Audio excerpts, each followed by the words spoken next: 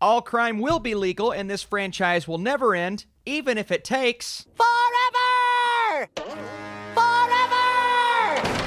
Forever! Forever! What is up, Flick fans? Welcome back to my channel. I finally saw the Forever Purge, the final...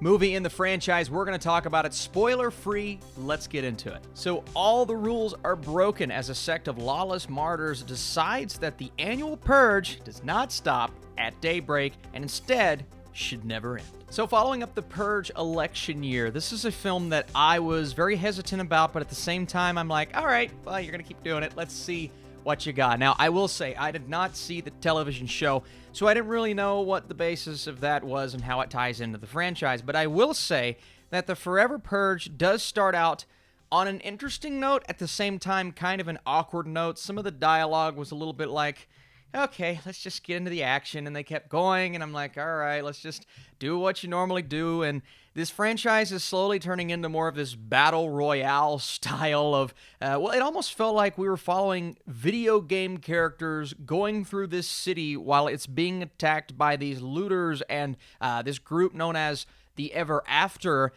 And I will admit, once we started getting into that, even though it's chaotic and they're trying to balance this serious tone with this more over-the-top tone, and we'll talk about that in just a second, there's some fun to be had here. Absolutely. I'm not going to sit back and say it's the worst in the franchise. I don't think that's the case.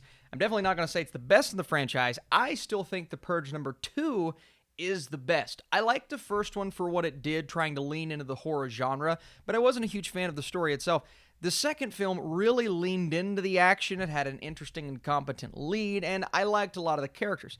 Within this film, there are characters alike, but there are also characters that just aren't given enough to do or enough personality to where it's really hard to get behind them and their motivations. And, of course, there's the conflict. There's the internal struggle, and when I say conflict, yeah, there's the big action-packed conflict, and that's what's fun about this franchise. But we're also dealing with a group of people where each individual has a different perspective on things. You have Josh Lucas's Dylan, who kind of butt heads with the character of One, and at the beginning of the film, Will Patton's character, Mr. Tucker, he is very much on one side, even though he understands that his son just isn't really seeing eye to eye. And when I say eye to eye, he's just kind of being a jerk, so automatically there's this distance that you feel from his character, but inevitably, it all hits the fan after the Purge ends. See, the first 10 minutes of this movie, we're kind of going through the motions of the Purge, and then once the Purge is over, everyone's going outside. Oh, good, we think we're safe.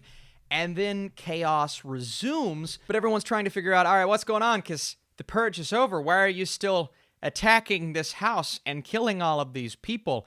Turns out it is a group trying to overthrow not just the individuals, but really the concept of America as a whole. And from there, we do start to hit on some topics that feel a bit more heavy, and they don't necessarily mix with the wacky tone that we get at times. I liked the inclusion of that, because obviously it does make it feel more real. I don't know if it was handled very well in a movie like Election Year, but this movie does a better job at least. But then we get into, you know, these side characters and these people they meet along the way where they are so over the top and completely ridiculous, where you're trying to send a message that you believe is serious.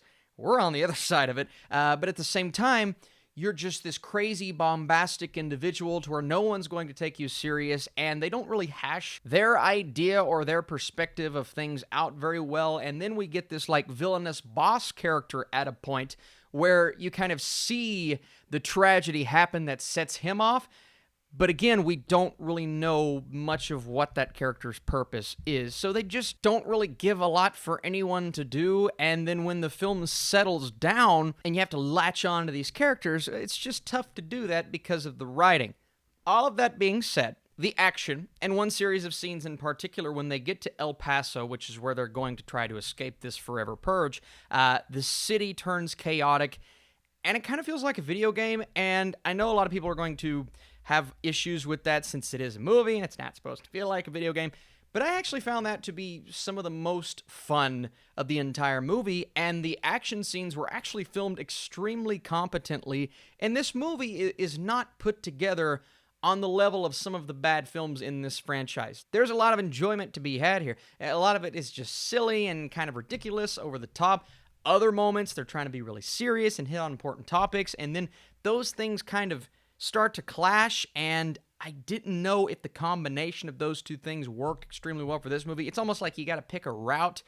Similar complaint that I had to another movie that just came out, but very different circumstances. And because of that, I don't know if the Forever Purge is going to bring in any new fans of this franchise, but for those who just enjoy this franchise for what it is, I think you may actually have a reasonable time with this movie. My final point is just talking about when movies attempt to go the cheap jump scare route, meaning, someone's just kind of standing there, or someone pops up behind you and it's just a normal person. And it's fine, at the beginning of the film when they do it once, but they kept doing it over and over. And at this point, just kind of stick to the action genre. Quit trying to incorporate horror. I know there's horrifying imagery when you look at the masks and all of that stuff, but it kind of cheapens the scares when you go that route and you don't put a lot of effort into it. So that's probably my biggest nitpick with the horror aspect of this movie. But I want to say before I give you guys my score, thanks so much for watching. If you like these reviews, be sure to drop your thumbs up down below. The Forever Purge does feature a handful of entertaining action scenes, but there is too much inconsistency within the story to recommend to newcomers, even though I am curious to see how fans of this franchise respond to this movie. Definitely not the worst. I'm going right down the middle. A 50%, a 5 out of 10 for the Forever Purge. I would love to know which movie in this franchise is your favorite, is your least favorite, and is the show worth watching? Thank you guys again. I have to go with the second Purge as my favorite. Worst? I don't know, maybe election year. That's probably the worst. All right, you guys the best. Thanks again. I'll see you soon.